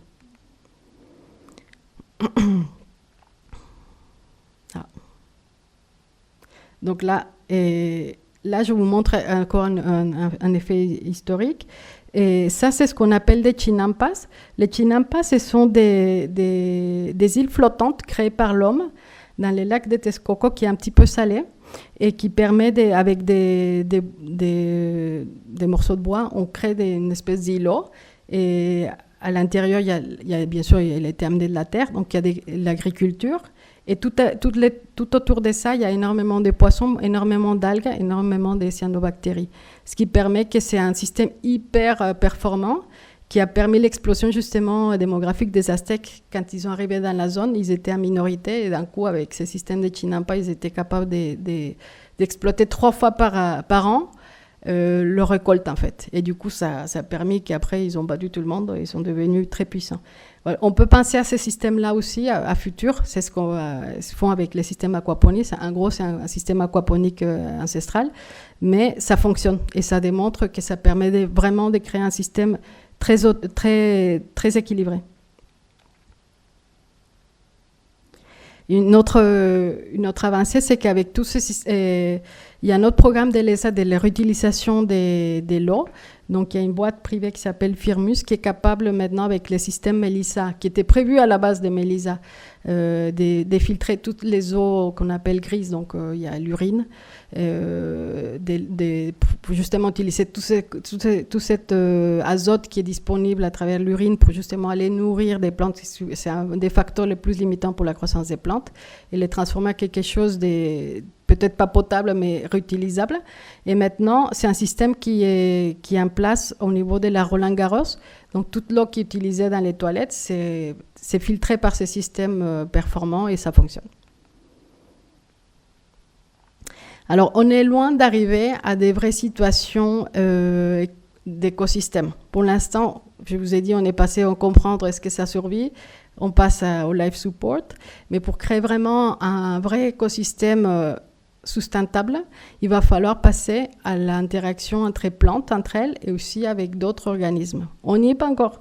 Et dans les groupes français, il y a 3 personnes qui sont issues d'un laboratoire où on travaillait que sur la symbiose. On n'a toujours pas réussi à convaincre qu'il va falloir passer à la symbiose dans tous nos tests, en fait. Et là, je vous ai mis une photo d'un arbre. Et vous voyez, les plantes, ils sont sessiles, ils ne peuvent pas se déplacer. Et dans la zone où il y a les racines, il y a des zones des carences qui s'installent parce que justement, ils viennent pomper tout ce qui est phosphate, azote. Et du coup, les arbres, les plantes s'associent à des champignons qu'eux, ils sont capables de créer un réseau de ifs énorme qui va venir explorer tout le sol à côté. Et avec une monnaie d'échange, en gros, les champignons donnent le phosphate et l'arbre échange avec les champignons le carbone. Ils font un système de symbiose. OK, je t'échange le phosphate pour du carbone et ça fonctionne super bien.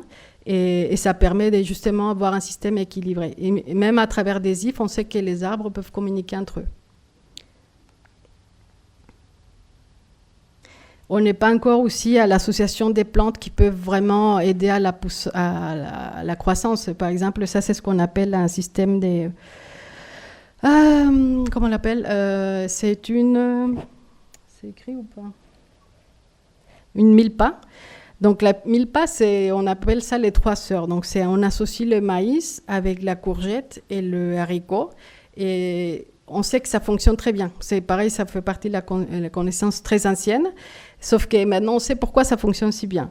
Déjà, la légumineuse, le haricot, il n'est pas tout seul, en fait. Il est associé à la fois avec une bactérie qui s'appelle Rhizobium, qui, elle est capable d'aller pomper l'azote qui est dans l'atmosphère et la passer avec un système de nodules via la racine, attraper le nitrogène et la passer à la légumineuse. Et la légumineuse, du coup, il va pouvoir fournir un nitrogène qui est le principal facteur limitant de la puissance des plantes à tous ses autres partenaires et qui le sert aussi de façon un peu symbiotique puisque du coup, la légumineuse peut venir se servir du maïs comme tuteur. Et la courgette va venir apporter cette taux d'humidité constant, puisqu'avec les grosses feuilles, ça va limiter la déperdition d'eau. Donc, ça, pareil, ça va être des systèmes qu'il va falloir mettre en place, et pour l'instant, on n'y est pas. Donc, dans les conclusions, c'est que les plantes ne sont pas seulement des organismes à cultiver pour nourrir les astronautes, ils sont vraiment des partenaires, on a vu, de façon millénaire, essentiels pour l'exploration spatiale ou autre. Et ils sont capables de produire de l'oxygène, de recycler les CO2, de purifier l'eau et d'apporter un soutien psychologique non négligeable et qui forme le cœur des systèmes de vie autonomes. Tout à l'heure, par exemple, on parlait de l'alimentation des astronautes. Il y a des touches hédoniques qui peuvent apporter les plantes, par exemple tout ce qui est piment. On sait que les astronautes, de façon étrange, une fois qu'ils sont à l'ISS, ils se trouvent à demander la tabasco. Alors que sur Terre, ils ne demandent pas la tabasco. Moi, je le comprends parce que je suis mexicaine, mais eux, c'est bizarre quand même. Et donc, par exemple, on sait que les côtés pimentés, ça va apporter une touche plutôt, pas vraiment dans les arômes, mais plutôt dans les récepteurs trigéminales, qui est un récepteur de douleur, en fait, mais qui, du coup, apporte un peps à la nourriture et ça donne plus envie de la manger. Donc, les plantes, comme les piments, qui a énormément de CO2, des vitamines C, et ça va venir apporter cette touche supplémentaire pour garder le plaisir à la nourriture. Et ils ne sont pas qu'un défi pour demain, ils sont déjà une source d'innovation pour aujourd'hui. Chaque expérience menée en orbite nous a aidé à mieux comprendre la physiologie végétale et améliorer les cultures en milieu extrême. Donc, par exemple, on travaille beaucoup sur possiblement des plantes qu'on utilise dans des milieux extrêmes, des milieux pollués, et les financements qui viennent de l'exploration spatiale peuvent non seulement aider à un jour, pourquoi pas, coloniser la Lune, mais aussi continuer à travailler sur des milieux sur Terre, même urbains, etc. Donc,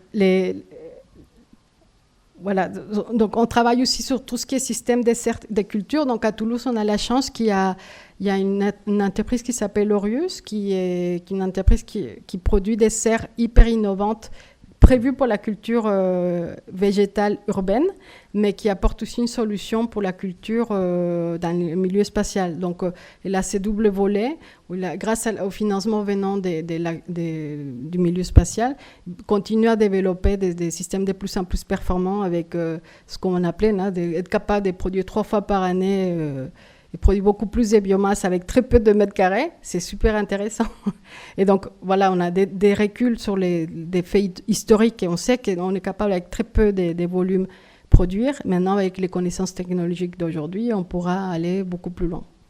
Donc voilà, donc ça, c'est tout pour aujourd'hui.